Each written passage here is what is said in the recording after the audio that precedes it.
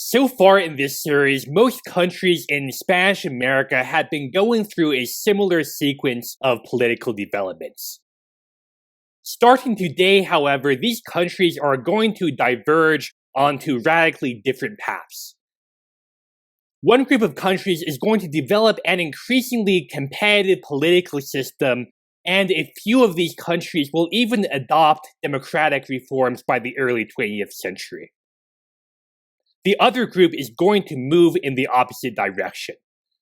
One of the two parties destroys the other and establishes a hegemonic regime in which power is monopolized by a small group of elites who face zero opposition from other elite parties.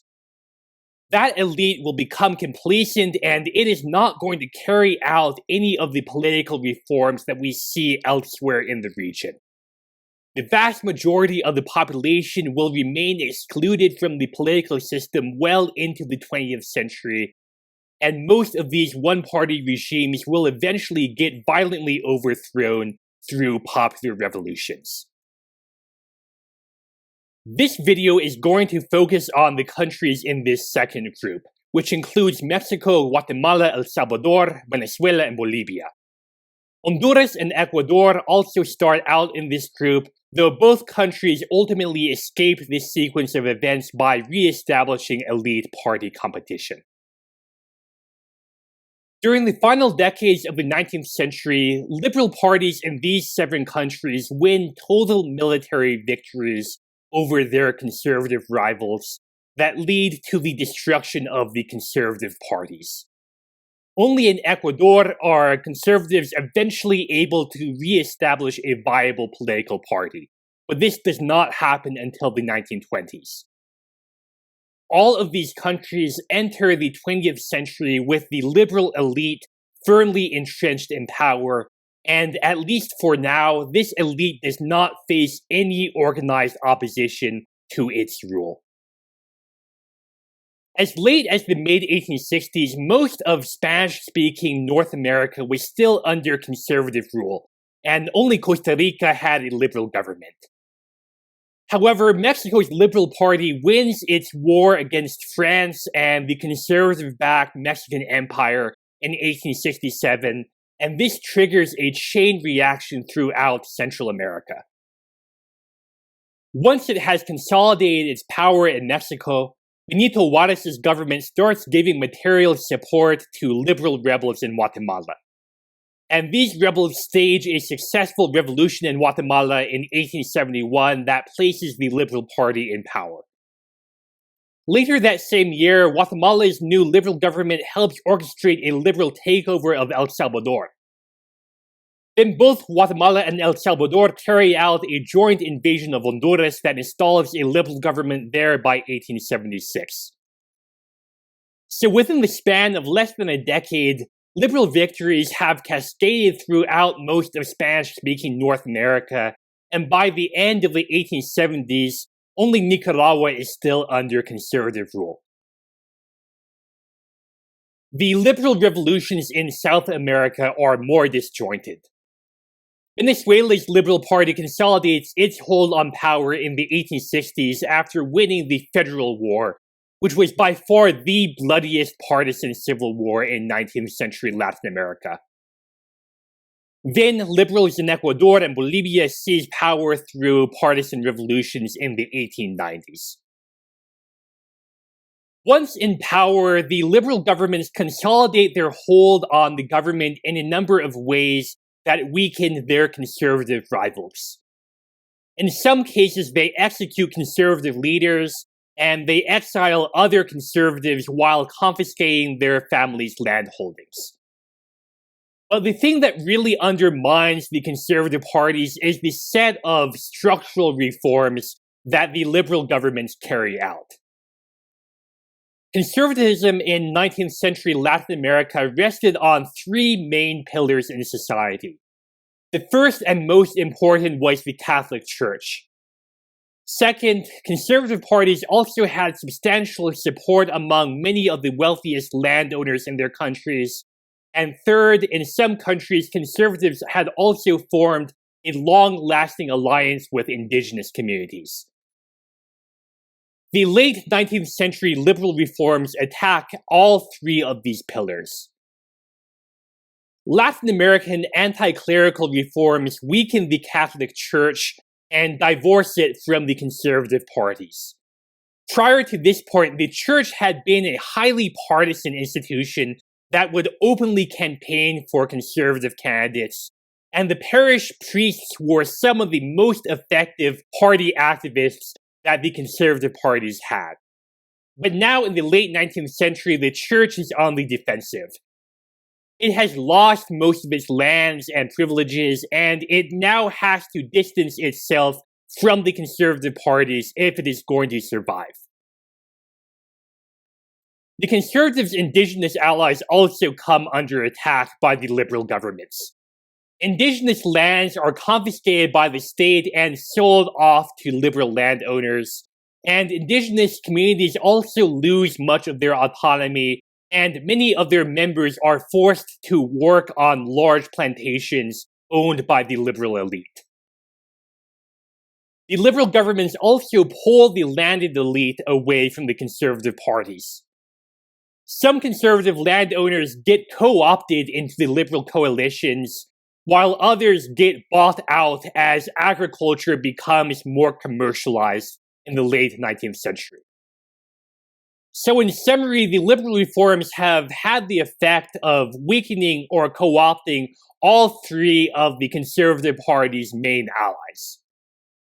The Conservative Party is not only out of power, it is also left without any base of support in society that it can use to stage a comeback.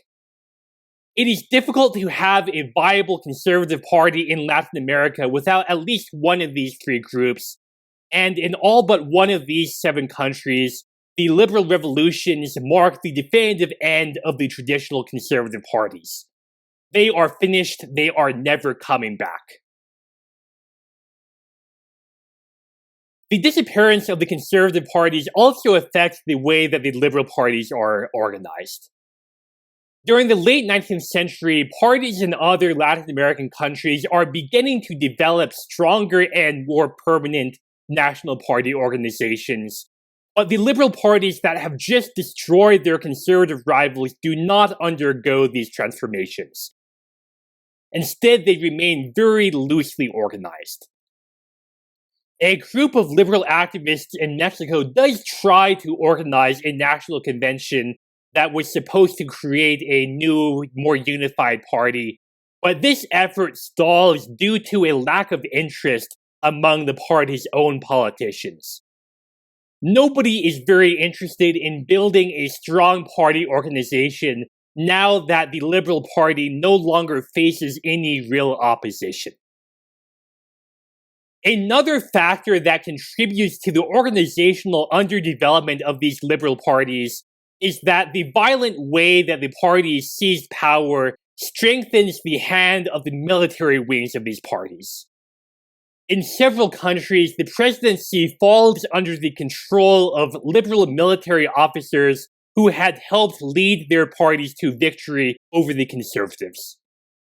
These military men are not very interested in party building, partly because a strong, independent liberal party would be a threat to their power. And so they quash any attempts to build a formally organized liberal party in their countries. They want their parties to remain as loose and fractured as possible. However, even in cases where military officers now hold the presidency, the traditional liberal economic elite is still a very important part of these coalitions, and the regimes are still governing in their interests. Among other things, these liberal governments are reorienting their economies towards the production of primary commodities for export, including minerals like tin and copper, oil and agricultural goods like coffee and bananas. In the process, the distribution of land becomes even more concentrated in the hands of the elite than it was at the time of independence, and the rural workforce becomes increasingly proletarianized. And although foreign companies from the US and Europe play a role in this process, the local liberal economic elite also becomes incredibly wealthy thanks to these economic transformations. These liberal regimes are really oligarchies based on an alliance between the military and the economic elite, similar to the conservative regimes that preceded them. Part of the reason why the military remains such a prominent part of this coalition, even though the partisan civil wars are now over, is because the reforms that the liberals are trying to implement require a certain level of repression. Peasants do not like being thrown off of their land and forced to work on large coffee plantations, and they tend to do things like unionize, strike, and even join newly formed socialist parties. The militarized nature of these liberal regimes makes it easier for the government or individual plantation owners to crack down on any labor unrest. Agriculture in late 19th century Latin America may be highly commercialized, but it still takes an enormous level of repression in order to keep the peasants working in the fields. Now, not every liberal government in Latin America goes to such extremes. Small L liberals are ascendant across almost all of the region in the late 19th century, but liberal governments in countries like Uruguay, Chile, Peru, and Costa Rica are still fairly pluralistic, and liberals will become an important voice for democracy in some of these countries. The big difference is that liberals in those countries still face an organized opposition. This constrains what the liberal governments are able to do in office, and it also encourages elite parties across the ideological spectrum to broaden their appeal to other sectors of society. In countries where more than one elite party survives, elections become much more competitive by the early 20th century. This leads parties to get better organized and develop a more permanent structure, and also broaden their base of support by incorporating middle class and even working class citizens into their party's ranks. Because of these broad bases, these elite parties do not feel very threatened by democracy, and some of them will even end up leading the push to democratize their country's political systems.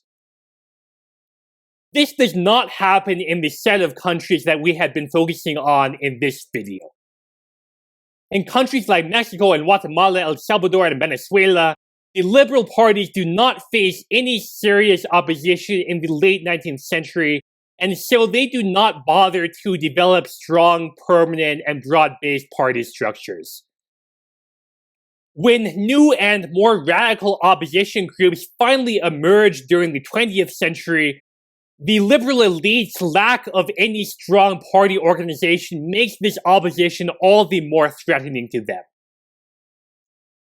When opposition candidates challenge the liberal oligarchical regimes, these candidates often get imprisoned. And if they win the election anyway, their election gets annulled or they get overthrown in a military coup that restores the liberal regime to power. The liberal regimes also move against any other voices of opposition. When middle-class university students protest in favor of democratic reforms, they get arrested, deported, or shot. When peasants organize a strike or an uprising, they get brutally massacred. The liberal regimes are built on such a narrow base of support in society that they cannot afford to tolerate any degree of popular participation, and they certainly cannot afford to permit electoral democracy because they have zero hope of ever winning a democratic election. The countries in this group that reached democracy by the mid-20th century arrived there only through major social revolutions that bring down the liberal regime and repudiate the entire liberal political project. Because by this time, liberalism in many of these countries has become associated with oligarchical rule and oppression. This is a rather sad legacy for 19th century Latin American liberalism. The liberals of the mid-19th century saw themselves as defenders of liberty and advocates for the oppressed. The original liberal political project was supposed to be about freeing Latin American society from the fetters of the colonial era and constructing a new, more democratic society.